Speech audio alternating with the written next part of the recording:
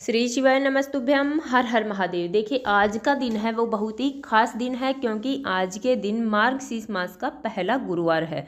और गुरुवार का जो दिन होता है वो भगवान विष्णु को प्रिय होता है। और जो मार्गशीर्ष का पूरा महीना है वह भगवान विष्णु के स्वरूप भगवान कृष्ण जी को समर्पित होता है। और देखिए आज खास बात यह है, आज पुष्य नक्षत्र गुरुवार के दिन बन रहा है।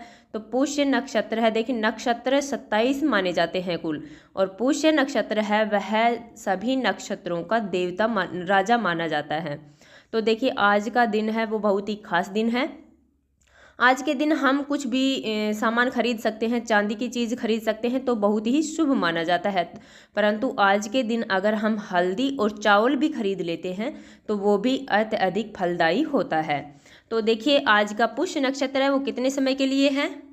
इसका समय है यह कल यानी 20 तारीख को 2:50 पर शुरू हो चुका है, और यह 21 तारीख को 3:35 पर ख़त्म हो जाएगा। तो देखिए यह बहुत ही शुभ समय है। इस समय अगर हम कोई भी वस्तु खरीदते हैं, कोई भी हम उपाय करते हैं, तो इसका फल हमें दुगना मिलता है। तो देखिए आज के दिन गुरुवार के दिन आप ये उपाय जरूर करें। हम अपनी वीडियो में 3 महा उपाय बताएंगे, जो भी आपको अच्छा लगे, जो भी सरल लगे वो आप आज के दिन यहाँ पर कर सकते हैं। तो देखिए पूज्य गुरु जी की कथा सुनकर समझकर समझाने का पूरा प्रयास करूंगी, इसलिए वीडियो को अंत तक जरूर देखना। और अगर आप भगवान शिव के और भगवान विष्णु के अनंत भक्त हैं और उनकी कृपा पाना चाहते हैं तो चैनल को सब्सक्राइब जरूर करना। चलिए चलते हम पहले उपाय की। और पहला जो उपाय है वह बहुत ही खास उपाय है, बहुत ही अचूक उपाय है, चने की दाल वाला उपाय। देखिए हमने पहले भी अपनी वीडियो में बताया है कि अगर गुरुवार के दिन चने की दाल हम भगवान शिव के शिवलिंग पर समर्पित कर देते हैं तो यह स्वर्ण दान करने के बराबर मानी जाती है। देखिए अगर आप स्वर्ण दान नहीं कर सकते हैं तो गुरुवार के दिन भगवान शिव के शिवलिंग पर थोड़ी सी चने की दाल हमें समर्पित कर देनी है। देखिए सबसे पहले हमें लेना क्या है, हमें लेना है 1 लोटा। लोटा है वो हम तांबे का लेंगे, उसमें शुद्ध जल हम भर लेंगे। जल है वह हमें अपने घर से भर कर ले जाना है, अपने किचन से भर कर ही ले जाना है। देखिए उसके बाद हमें लेना है 2 टुकड़े गुड़ के। गुड़ है वो सबके घरों में आसानी से मिल जाएगा, हमें 2 टुकड़े गुड़ के यहाँ पर ले लेने हैं।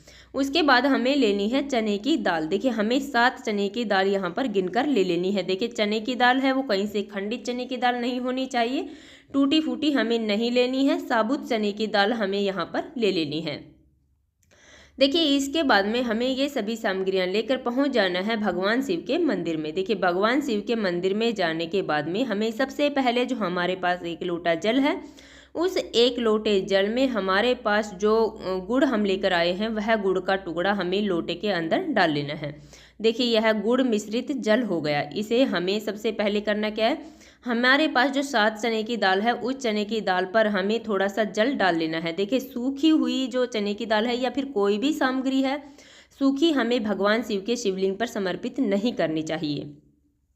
तो हमें उसे थोड़ा सा गीला कर लेना है, और गीला करने के बाद में हमें उसे अपने सीधे हाथ में लेना है, देखिए चने की दाल को, और उसे बृहस्पतेश्वर महादेव, देखिए आपको स्क्रीन पर भी दिख रहा होगा, बृहस्पतेश्वर महादेव का स्मरण करते हुए अपनी मनोकामना बोलते हुए भगवान शिव के शिवलिंग पर हमें 1-1 चने की दाल समर्पित कर देनी है। देखिए हम 1 चने की दाल समर्पित करेंगे, फिर हमें बृहस्पतेश्वर महादेव का स्मरण करना है, फिर हमें दूसरी चने की दाल समर्पित करनी है। इस प्रकार हमें 7 चने की दाल भगवान शिव के शिवलिंग पर समर्पित कर देनी है। उसके बाद में हमारे पास जो 1 लोटा जल है उस 1 लोटे जल में से थोड़ा सा जल हमें भगवान शिव के शिवलिंग पर, जहाँ पर गणेश जी का स्थान है वहाँ पर हमें समर्पित कर देना है। उसके बाद में थोड़ा सा जल हमें कार्तिक जी वाले स्थान पर समर्पित करना है, थोड़ा सा जल हमें माता अशोक सुंदरी वाले स्थान पर समर्पित करना है, और थोड़ा सा जल हमें माता पार्वती के हस्तकमल, देखिए हमने पहले भी बताया है जहाँ पर शिव पिंडी टिकी हुई है वह माता पार्वती का हस्तकमल है, वहाँ पर हमें थोड़ा सा जल समर्पित कर देना है। उसके बाद में बाकी पूरा बचा हुआ जल हमें भगवान शिव के शिवलिंग पर, जहाँ पर हमने चने की दाल समर्पित की है वहाँ पर हमें समर्पित कर देना है बृहस्पतेश्वर महादेव का स्मरण करते हुए। देखिए उसके बाद में जल बहता हुआ जलाधारी से नीचे की तरफ गिरेगा, उस जल को हमें झेल लेना है और अपने मस्तक पर, अपने नैनों पर और अपने कंठ पर उसे हमें लगा लेना है। देखिए बहुत ही अचूक उपाय है, बहुत ही कारगर उपाय है। आज पुष्य नक्षत्र है और गुरुवार का दिन है, तो इस दिन हमें यह उपाय जरूर करना चाहिए। चलिए चलते हम दूसरे उपाय की ओर। दूसरा जो उपाय है वह भी बहुत ही खास उपाय है, बहुत ही अचूक उपाय है। वह उन लोगों को करना है जिनके जीवन में कठिनाइयाँ बहुत ज़्यादा आ रही हैं, संकट बहुत ज़्यादा हैं, परेशानियाँ बहुत ज़्यादा हैं, उनका कोई निवारण ही नहीं है। ऐसे लोगों को यह उपाय जरूर करना है। देखिए हमें करना क्या है, हमें लेना है एक लोटा। लोटा हम स्टील का लेंगे, उसमें थोड़ा सा हमें कच्चा दूध डाल लेना है। देखिए तांबे के लोटे में हमें कभी भी दूध नहीं डालना चाहिए। उसके बाद में हमें लेनी है थोड़ी सी हल्दी। हल्दी अगर आपके पास पिसी हुई है तो आप वो भी ले सकते हैं, अन्यथा आपके पास अगर पिसी हुई हल्दी नहीं है तो आप उसे पीस कर भी उपयोग ले सकते हैं। देखिए हल्दी है वो सौभाग्य का प्रतीक मानी जाती है और भगवान विष्णु को अत्यधिक प्रिय है।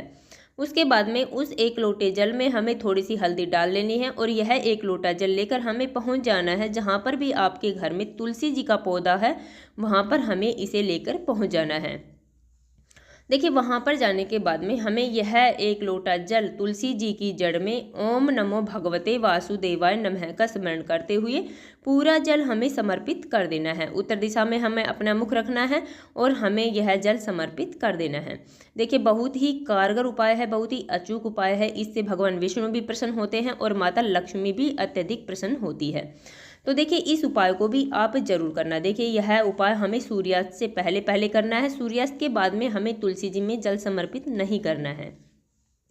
तो देखिए ये हो गए हमारे दो उपाय। चलिए चलते हम तीसरे और अंतिम उपाय की ओर। तीसरा जो उपाय है वह भी बहुत ही खास उपाय है, बहुत ही अचूक उपाय है। देखिए हमें करना क्या, हमें लेनी है एक बेलपत्र। बेलपत्र है वह यहाँ कहीं से खंडित बेलपत्र नहीं लेनी है, हमें कटी फटी बेलपत्र यहाँ पर नहीं लेनी है। देखिए अगर आपके पास बेलपत्र नहीं है तो आप भगवान शिव के मंदिर जाइए, वहाँ से बेलपत्र लेकर उसे धोकर हम दोबारा उपयोग में ले सकते हैं।